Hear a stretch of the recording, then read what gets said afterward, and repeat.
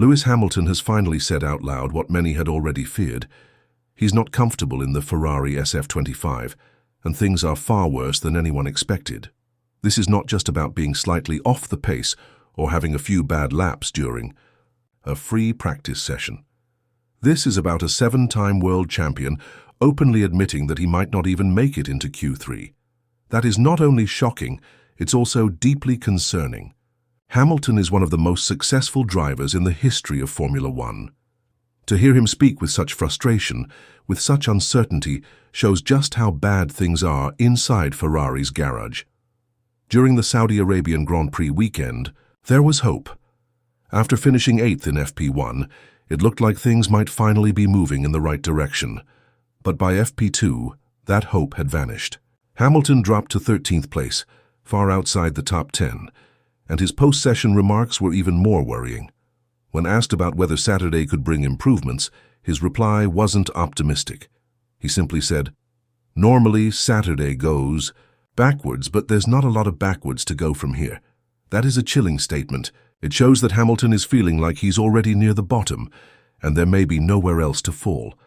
The main issue Hamilton talked about was the tires. According to him, the SF25 just isn't getting the tires to work. In Jeddah, this is a huge problem. The track is fast, flowing, and does not naturally warm up the tires. To get the tires into the right operating window, a driver needs a car with perfect balance, stability, and feel. Right now, Hamilton says he has none of those. He mentioned that the car felt okay with the harder compounds, but once the soft tires went on, everything fell apart. The grip disappeared, and the car felt completely off. Without grip and balance, confidence is gone, and in a high-speed street circuit like Jeddah, confidence is everything. To make matters worse, Ferrari had brought upgrades to this race. A new floor was introduced with the goal of increasing the car's performance window by nearly 30%. This wasn't a small update.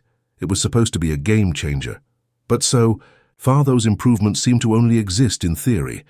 On track, they haven't translated into better results. In fact, both Hamilton and Charles Leclerc have been experimenting with completely different setups just to find some answers. While Leclerc is getting closer to understanding the car, Hamilton is still struggling.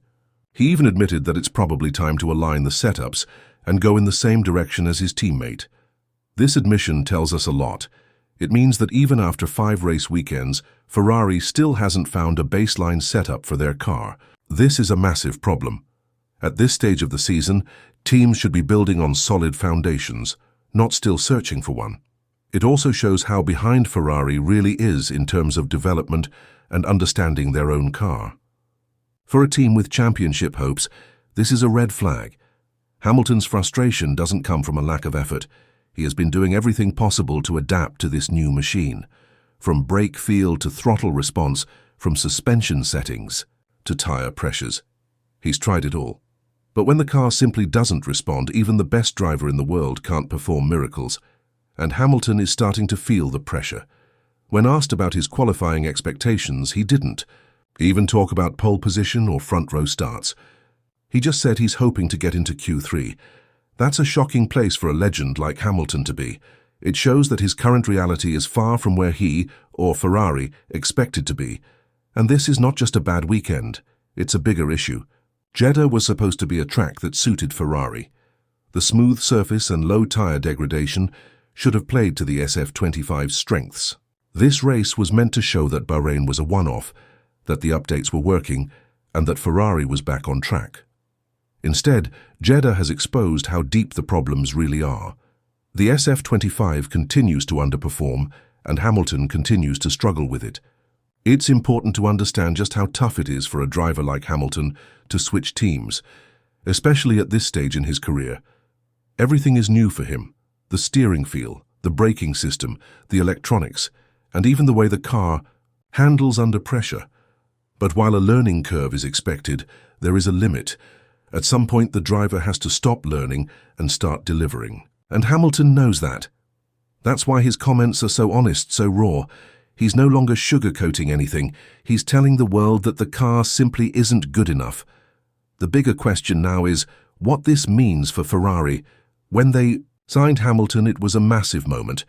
They promised him a car capable of winning. They promised a serious title challenge, but so far that promise is looking very weak. Hamilton didn't come to Ferrari to finish outside the top 10. He came to make history, to win races, fight for championships, and chase his 8th world title. But right now, that dream looks very far away. And the gap to Charles Leclerc is growing. While Hamilton is still adjusting, Leclerc is already getting the most out of the car. He understands its quirks, knows where the limit is, and is building confidence with each race. If this continues, Ferrari could face a very awkward situation within the team. Internal tension between drivers is never good, especially when one of them is still trying to find his rhythm. Ferrari now finds itself at a crossroads. They have to figure out how to support Hamilton without damaging the progress Leclerc is making. They need to find a setup that works for both drivers and, more importantly, a setup that makes the SF25 more predictable.